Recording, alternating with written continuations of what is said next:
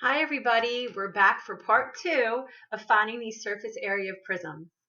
Yesterday we were talking about how to find the surface area of rectangular prisms. Remember, rectangular prisms have a pair of parallel congruent rectangular bases, and each part of the congruent bases, each vertex is connected by a line segment, and that of course creates all the sides. Now we're looking at the triangular prism, as you can see those two examples below. Now this one's a little bit, can be a little bit more challenging because you can see that triangles can have different characteristics. For example, the orange triangle you'll see has all equal sides. So the two bases are equilateral triangles. And what that means is that all of the sides of the prism, those rectangles that are formed, will also have the same measure. But the other one, the black and white prism, you can see is made with a right triangle, and that changes things up a bit because that means that the sides of the prism will not be the same. So we have to make sure we investigate that a little bit further. I took this example right out of your book because it shows all of the work that went into finding the surface area of a triangular prism. Remember, triangular prisms mean that you have two parallel congruent bases that are triangles, and then all the other sides are rectangles. So you can see this example here. It's a right triangular prism. The book showed what it would look like as a net, meaning if you cut it apart and flatten it down, that's what it would look like. So you can see in green, the front and the back part are our two triangles, and they are congruent, okay, meaning equal in measure, and you can see that in the green work right here. To find the area of a triangle is half times base times height, so half times 12 times 5. Remember, base and height are always the two values that give you that right angle, right? And then you have to find the area of all of the sides. Well, we have the top part over here, that blue side. We have the bottom, which they showed in red, and then the orange side, which is on the other side of the triangle. All of them are different sides or sizes. So they found the area of each one, right? There's the bottom, here's the one side, here's the other side, and then they added up all of those values below. That's a lot of work. And it can be confusing at times because you're not necessarily sure on which dimension to use for each one of those sidelines. So this is really crazy. I was looking for videos to show you and to see if I could find one that's, a good one to show you how to find the surface area. And I stumbled upon a new way to find surface area for prisms. I have been teaching for 20 years. Don't do the math, I'm still 25. But I found a way to figure out surface area of any prism, and it's actually really easy. So let's see. If you want to construct it and write this down, go for it.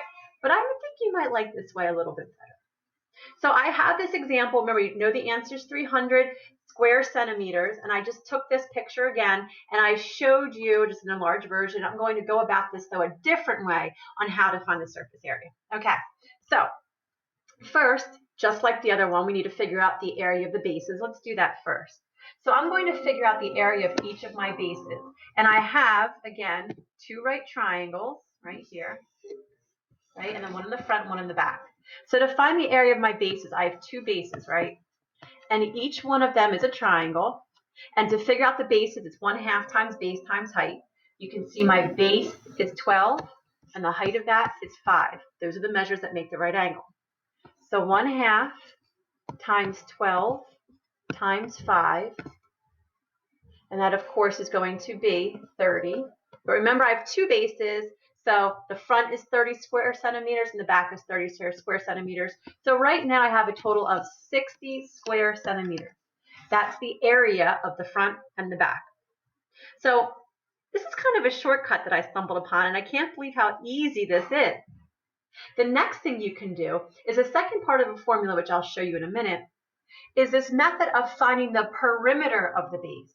So let's go back to that front triangle that was outlined. Well, what's the perimeter? The perimeter is when you add up the distance around the outside of an object. So I have 12 plus 5 plus 13. And I know that's 13 because I can see the 13 over there, right? So when I add 12 plus 5 plus 13, I end up with 17 plus 13, 30.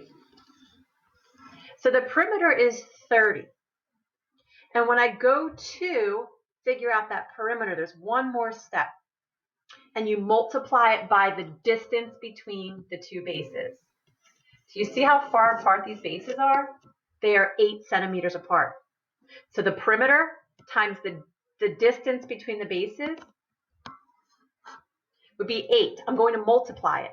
So 30 times 8 is 240.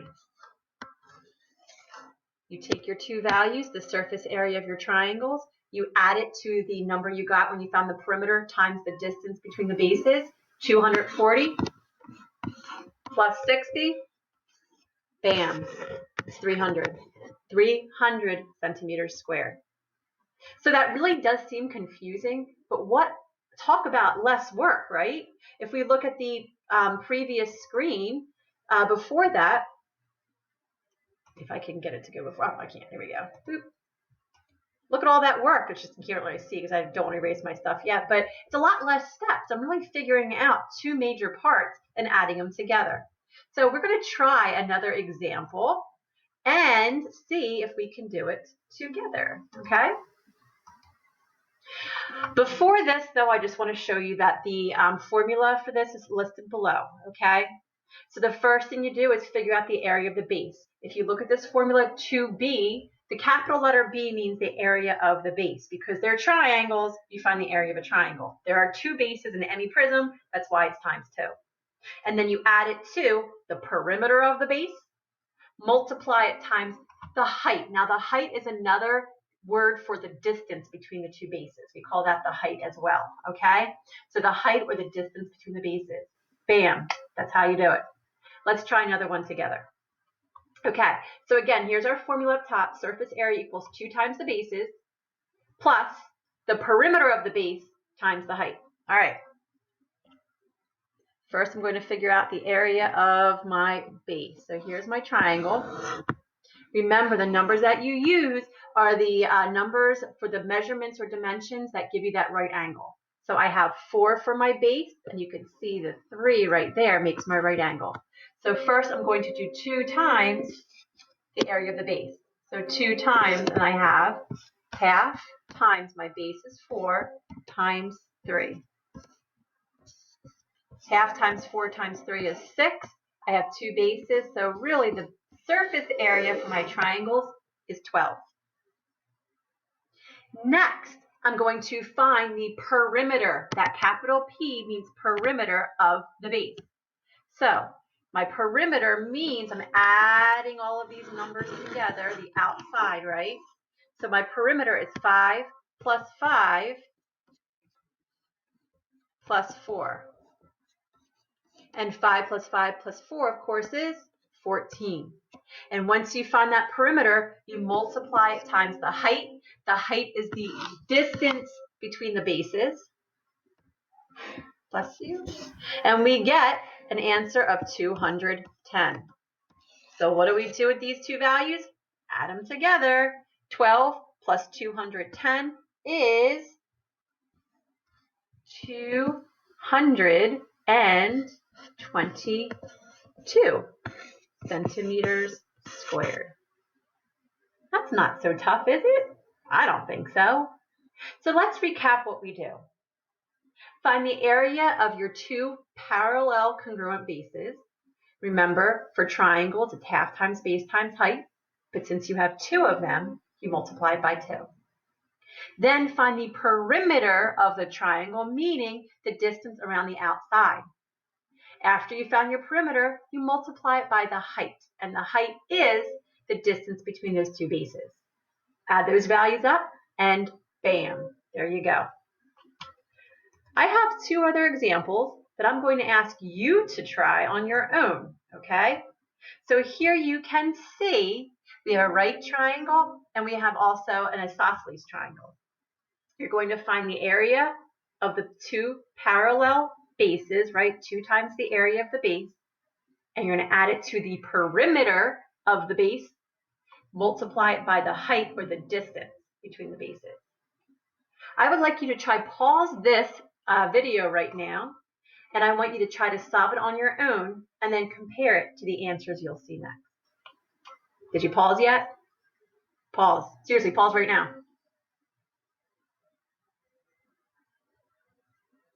Okay, I'm hoping you paused and try to do these two on your own using the formula of 2 times the area of the base plus the perimeter of the base times the height. Oh, you can't see that bottom left one, but I'll move this out of the way. Bam. Okay, so the surface area on the value to the left is 60 yards square, and the triangular prism on the right, the surface area is 420 meters square. You can see I found the area of the bases, I found the perimeter times the height, and simplified it there. Pretty simple, huh? A lot less work than trying to figure out the area of each individual part.